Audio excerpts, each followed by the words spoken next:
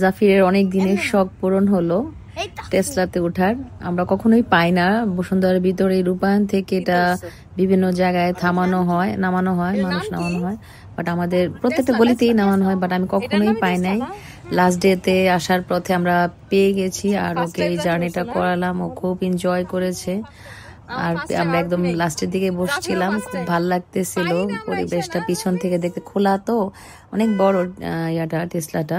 এই যে আমি রূপায়ণের সামনে, আমরা এটা বসুন্ধরা গেটের মধ্যেই, যেটা দিয়ে 300 ফিটে বের হওয়া লাগে, ওইখানে আমরা আপনারা পেয়ে যাবেন। আর ও খুব পরিমাণের মজা পাইছে।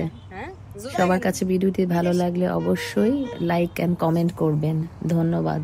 আর ভিডিওটি অবশ্যই সম্পূর্ণ দেখবেন। ভিউটা অনেক ভালো দেখা যায়। হ্যাঁ, কারণ আমরা সবার পিছনে বসছি। হ্যাঁ, যে দেখতে পারতেছি।